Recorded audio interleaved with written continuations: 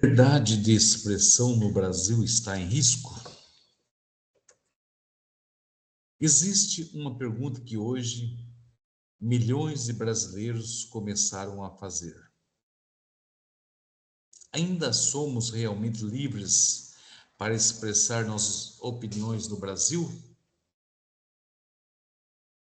Porque uma coisa é combater crimes, outra coisa completamente diferente é transformar opinião em infração. Você se recorda do inquérito do fim do mundo, instaurado desde 2019? Esse talvez seja um dos maiores debates jurídicos e institucionais da história recente do país. Hoje, eu quero falar sobre a liberdade de expressão, sobre os limites do poder estatal e sobre o medo crescente que parte da população passou a sentir ao manifestar opiniões políticas. O que diz a Magna Carta de 1988? A Constituição Federal de 88 foi criada logo após o período da ditadura militar. Por isso, colocou a liberdade de expressão como um dos pilares da democracia brasileira. O artigo 5º da Constituição garante a livre manifestação do pensamento, a liberdade da consciência, a liberdade de imprensa e o direito de todo cidadão criticar o poder. Além disso, também, o artigo 53 da Constituição garante aos parlamentares imunidade por suas opiniões, palavras e votos. Ou seja, a própria Constituição reconhece que a democracia depende de debate livre. Sem crítica, não existe a democracia. Sem oposição, não existe república. Mas o Brasil mudou drasticamente nos últimos anos, em especial quando juízes togados trocam a lei pela iniciativa política. Hoje vemos investigações envolvendo falas políticas, redes sociais bloqueadas, buscas e apreensões contra influenciadores parlamentares investigados por declarações e perfis sendo removidos de plataformas injustificadamente. A justificativa apresentada pelas autoridades normalmente é combate às fake news, proteção das instituições e defesa da democracia. E aqui começa o grande conflito. Onde termina a liberdade de expressão e onde começa o abuso? Essa é a pergunta que divide juristas, políticos e a própria sociedade. Porque é evidente que em liberdade de expressão não pode proteger ameaças, terrorismos, incitação à violência, golpes de Estado ou crimes contra a honra. Mas, ao mesmo tempo, o Estado também não pode transformar qualquer crítica política em ataque à democracia. Esse é o perigo.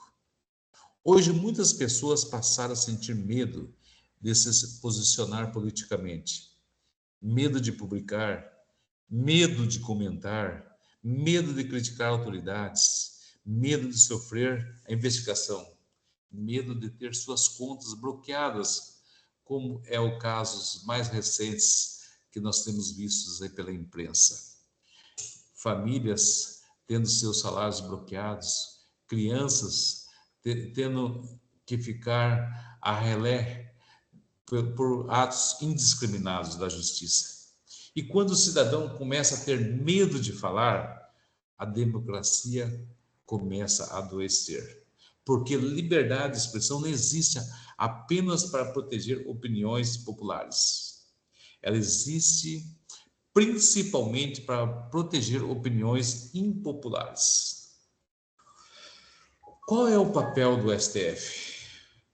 O Supremo Tribunal Federal possui uma missão essencial: defender a Constituição, a Magna Carta de 1988. E ninguém discute a importância do STF para preservar as instituições democráticas. O problema surge quando parte da população começa a enxergar excessos no exercício do poder. Críticos afirmam que o STF passou a ocupar espaços políticos que deveria pertencer ao Congresso Nacional. Outros entendem que a Corte apenas reagiu diante de ataques a instituições. E justamente essa divergência que mostra o tamanho da crise institucional brasileira. Dois pesos e duas medidas. Outro tema extremamente debatido é a sensação de seletividade.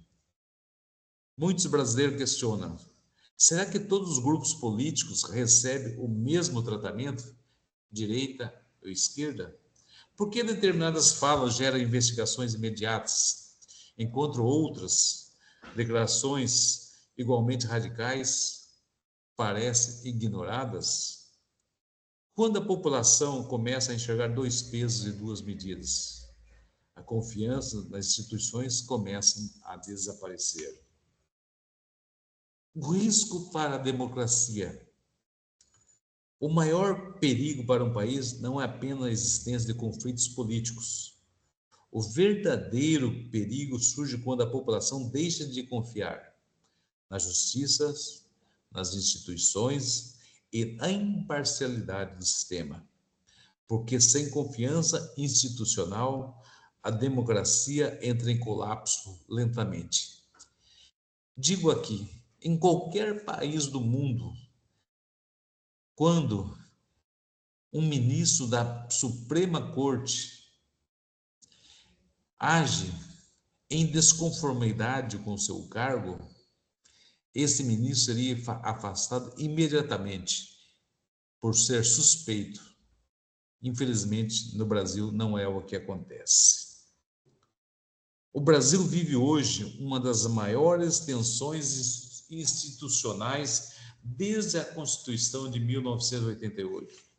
De um lado, o combate aos abusos, aos ataques institucionais e à desinformação.